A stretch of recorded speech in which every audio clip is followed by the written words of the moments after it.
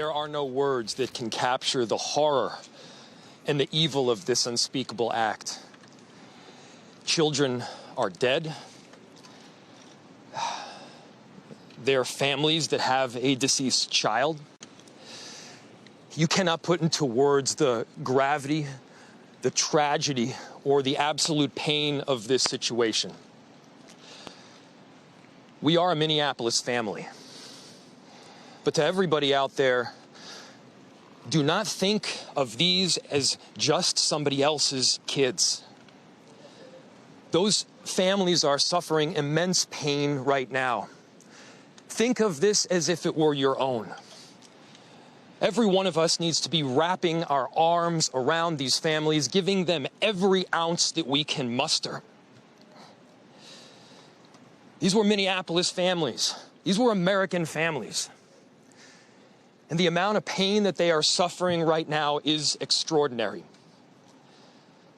And don't just say this is about thoughts and prayers right now. These kids were literally praying. It was the first week of school. They were in a church. These are kids that should be learning with their friends. They should be playing on the playground. They should be able to go to school or church in peace without the fear or risk of violence, and their parents should have the same kind of assurance. These are the sort of basic assurances that every family should have, every step of the day, regardless of where they are in our country.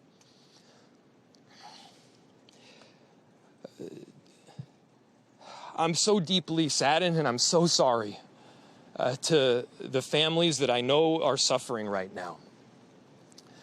My ask is to everyone, stand by them. Love them. These families have forever been changed, and we've all been changed with them. We need to do everything possible to support them through this time. We have a family resource center that has been set up. I'm grateful for all of the law enforcement agencies from a number of different jurisdictions, and all the different departmental support that we've received. They're going to be working tirelessly. There's also a family resource center that is being set up as we speak to make sure that we're there for everybody. Again, to the families that are suffering, to those that have experienced loss, I'm so deeply sorry. We're going to be with you every step of the way. We love you. This kind of act of evil should never happen, and it happens far too often. The chief will provide additional details. My name is Brian O'Hara, B-R-I-A-N, O''H-A-R-A. I am the Minneapolis Police Chief. Earlier today, just before 8:30 a.m., our city experienced an unthinkable tragedy.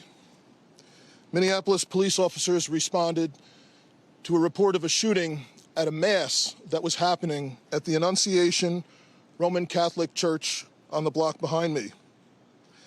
This worship service was marking the first week of school for children that are attending the Annunciation Catholic School.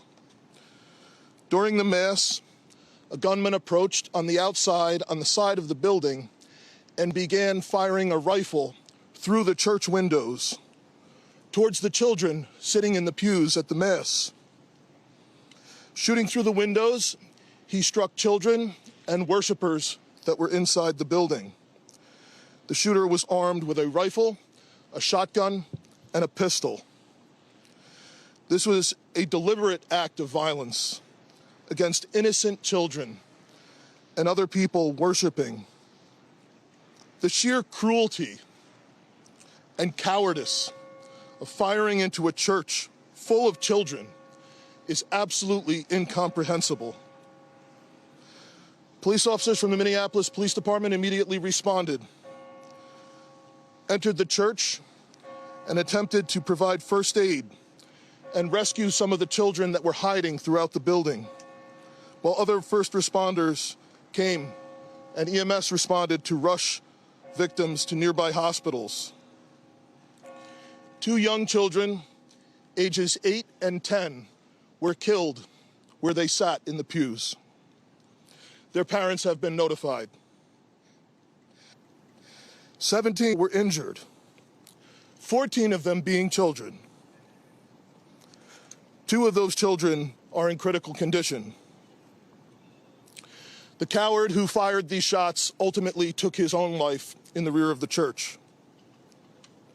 Our hearts are broken for the families who have lost their children, for these young lives that are now fighting to recover, and for our entire community that has been so deeply traumatized by this senseless attack. We will stand together to protect our children, our schools, and our houses of worship. This deliberate act of violence is just a sign of cruelty that is beyond comprehension. Our hearts are broken for everyone that's been affected by this tragedy. As we begin the difficult path of healing, I want the community to know this, that even in the face of such evil, the Minneapolis Police Department and all of our law enforcement partners stand with our community. We stand with these families and with this parish. We will continue to be here for you. With that, the investigation is obviously in its preliminary stages, and I will attempt to take some questions to provide further information. Chief, what can you tell us about the suspect in this case? How old was he? Any kind of motivation? Any notes or any other information he might have left? So we were looking, the question was what can be said about the shooter. We believe it is one suspect, a sole shooter. We believe he is deceased. He is in his early 20s, does not have an extensive known criminal history, and we are looking through information left behind to try and determine some type of motive. Yeah. How many students do you have about? How many children? There were. I don't have an exact. The question was how many children at the school. There were dozens of children inside the mass at the time. I don't have an exact count.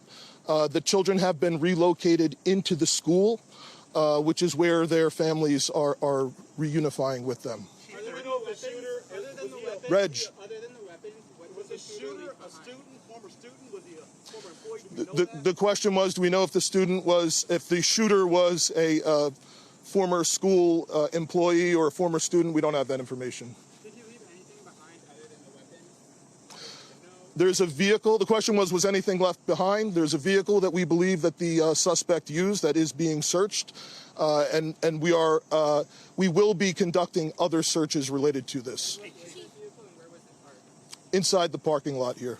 Yep. There was some neighbors who said that the door to the church had been barricaded. Yep. Is that correct? So the question was, neighbors had said that the door to the church had been barricaded. The shooter approached on one side of the church building, and on that side, at least 2 doors, it appears there had been like a 2x4 placed. So not all of the doors around the building, but on the side where the shooter did fire. And on the outside? On the outside, yes. The question was there any explosives? There were reports of that. There were no explosives or improvised devices that we found. I do believe there was one, I guess you would call it a smoke bomb, like not an explosive, but a sort of a firework that would release smoke. And which side of the building? North, south? The side that is closest to us, here, on this side, yep. I don't have specific information on that I can release. The question was, is he dead from a gunshot wound? The answer is yes. We believe he took his own life in the parking lot. Was this outside or both inside that he was shooting? The question was he shooting outside and inside? He was absolutely shooting outside of the building on the side of the church, inside through the windows. It appears he may have gone inside, but I don't believe we've located any casings inside the building. So I'm not certain if he fired also while inside. It appears, if not all, most of the shooting happened outside the building. Chief, is this shooting related to any other shootings that happened in the last 24 So, hours? yeah, Taylor's asking, is this related to any of the other shootings? This does not appear to be related to any other shooting in the city. Do you know approximately how many rounds were fired? The question was how many rounds. I would say it's in the dozens. We don't have an exact count. There's a sidewalk on the outside as well as a grassy area. So obviously we are going through and taking our time to process the scene. Was he firing just one weapon, like the rifle? The question was he firing one weapon? We believe he had fired all three. He had a rifle, a shotgun, and a pistol. Chief, was his individual license to conceal and carry? Did he have any? Were the weapons, was he lawfully carrying the weapons? I don't have that information. And I don't have any information on any significant criminal history either. Was he dressed at all in any tactical type of gear or anything? It appeared he had some black clothing on, his cargo-type pants. I guess you could interpret that as, however you like. All right, Yeah. ladies and gentlemen, thank you for helping us to get the information out today. We have a lot more work that needs to be done. We will return back later today to provide more details as they become available, and we'll let you know how you can know about that in the moments to come. Thank you. How can the public help?